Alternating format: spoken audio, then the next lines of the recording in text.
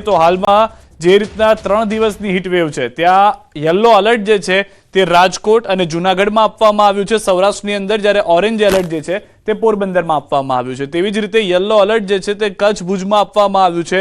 3 દિવસની હીટ વેવની આગાહી છે, જે પ્રમાણેની પરિસ્થિતિ હાલમાં જોવા મળી રહી છે। બાકીના વિસ્તારોમાં પણ આગામી સમયમાં ગરમીનો પારો વધી શકે છે, પરંતુ આ બંને વિસ્તારો એવા છે કે જ્યાં આગળ યલો એલર્ટ જોવા મળી રહ્યું છે। તો રાજ્યમાં આજે પણ ડબલ ઋતુનો એટેક જે છે તે યથાવત જોવા મળી રહ્યો છે। રાજ્યમાં 4 જિલ્લામાં હીટ વેવની આગાહી આપવામાં આવી છે અને ઘણા ભાગોમાં સવારથી જ વાદળછાયું વાતાવરણ પણ જોવા મળી રહ્યું છે। હવામાન વિભાગે શું કહ્યું તે સંભળાવીએ। 8 तारीख तक सौराष्ट्र कच्छ में हीट वेव का वार्निंग दिया गया है। इसमें डे 1 में जो डिस्ट्रिक्ट आ रहा है उसमें कच्छ आ रहा है और आपका कच्छ, उधर पोरबंदर, राजकोट, जूनागढ़ आ रहे हैं। पोरबंदर में हम लोग ऑरेंज अलर्ट दिया है और बाकी जो 3 डिस्ट्रिक्ट है इसमें येलो कलर दिया गया है, येलो वार्निंग दिया गया है।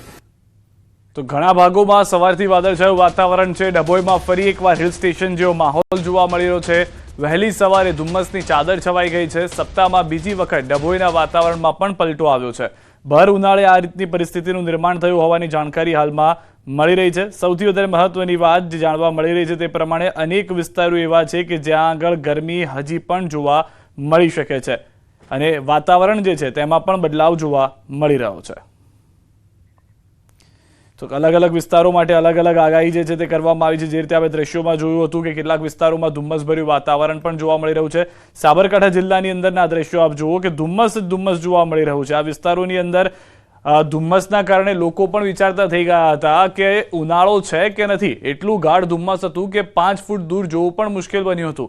અચાનક જ ધુમ્મસ ભર્યા વાતાવરણથી વાહન ચાલકોને પણ મુશ્કેલી ઊભી થઈ હતી। તલોદ, પ્રાંતિજના ગ્રામ્ય વિસ્તારમાં ભારે ધુમ્મસ જોવા મળ્યું। હિંમતનગર તાલુકાના કેટલાક વિસ્તારોમાં પણ ધુમ્મસ જોવા મળ્યું છે।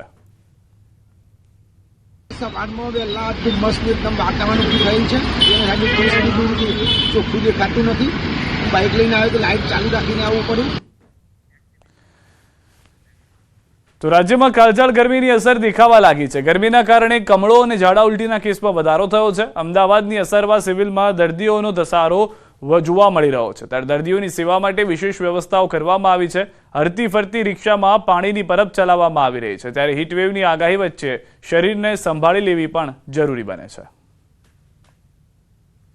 કોઈ પણ જાતના અનયુઝ્યુઅલ સિમ્ટમ્સ જેવા કે આપણને ચક્કર આવવા, વીકનેસ લાગવી, ખૂબ પરસેવો થયો અથવા હાઈ ગ્રેડ ફીવર, એટલે ઘણીવાર એવું કહીએ ને કે 105 જેટલો ફીવર થઈ જતો હોય જો હીટવેવની અસરમાં આપણે હોઈએ તો, એટલે તાવ આવે, ઝાડા ઉલટી થઈ જાય, અચાનક કોઈ કારણ વગર ઝાડા ઉલટી થાય, તો આવા બધા કિસ્સાઓની અંદર એ ગરમીની અસર હોઈ શકે। એટલે આપણે એવા સમયે આસપાસના ડૉક્ટરને કન્સલ્ટ કરી અને ટ્રીટમેન્ટ ચાલુ કરશું તો એમાં ઇમિડિયેટલી રાહત મળી જશે। બનાસકાંઠાના ડીસામાં ફટાકડા ગોડાઉનમાં વિસ્ફોટ કેસમાં તપાસનો ધમધમાટ ચાલી રહ્યો છે। આરોપી દીપક અને ખૂબચંદને 8 દિવસના રિમાન્ડ મળ્યા બાદ ઘટના સ્થળે લાવવામાં આવ્યા હતા। ઘટના સ્થળે આરોપીઓનું રિકન્સ્ટ્રક્શન કરવામાં આવ્યું। શું કારણોસર ઘટના ઘટી હતી સહિતની તપાસ કરી રિકન્સ્ટ્રક્શન થયું। દીપક સિંધી અને ખૂબચંદ સિંધી નામના પિતા પુત્રની માલિકીના ગેરકાયદે ગોડાઉનમાં વિસ્ફોટ થતા 21 લોકોના મોત થયા હતા। ડીસા જે ફટાકડાના ગોડાઉનમાં બ્લાસ્ટ થયો હતો તેમાં 21 લોકોના જે મોત થયા હતા। ગોડાઉનના જે માલિક હતા દીપક અને જે ખૂબચંદ, આ બંનેને અત્યારે લાવવામાં આવે છે। પોલીસ દ્વારા રિસ્ટ્રક્ચર કરવામાં આવી રહ્યું છે અને ખાસ કરીને જે પોલીસને પહેલા ફેક્ટરીથી 400 મીટર દૂર એમને ચાલતા લાવવામાં આવ્યા હતા। ચાલતા ચાલતા ફેક્ટરીમાં લઈ ગયા, ફેક્ટરી પાછળ અત્યારે લાવવામાં આવ્યા છે। અત્યારે પણ આપ દ્રશ્યમાં પણ જોઈ શકો છો કે જે પ્રમાણે બંને જોડેથી વિગતો મેળવવામાં આવી રહી છે કે આ ફેક્ટરીમાં જે આ ગોડાઉન હતું તો ગોડાઉનમાં ફટાકડા કઈ રીતે બનતા હતા, કઈ રીતે આ બ્લાસ્ટ થયો, એ સમગ્ર મામલે અત્યારે તો વિગતો પોલીસ જે છે તે આ બંને આરોપીઓ પાસેથી લઈ રહી છે। જ્યારે પોલીસ આ બંને આરોપીઓને લઈને આવી ત્યારે આરોપીઓના પગમાં ચપ્પલ અથવા બૂટ પણ પહેરવા ન હતા અને તે ઉપરાંત આ બંને જે પિતા પુત્ર છે બંને લંગડાતા ચાલતા હતા અને અત્યારે તો આ સમગ્ર મામલે પોલીસ દ્વારા જે છે વધુ તપાસ હાથ ધરવામાં આવી છે। કિશોર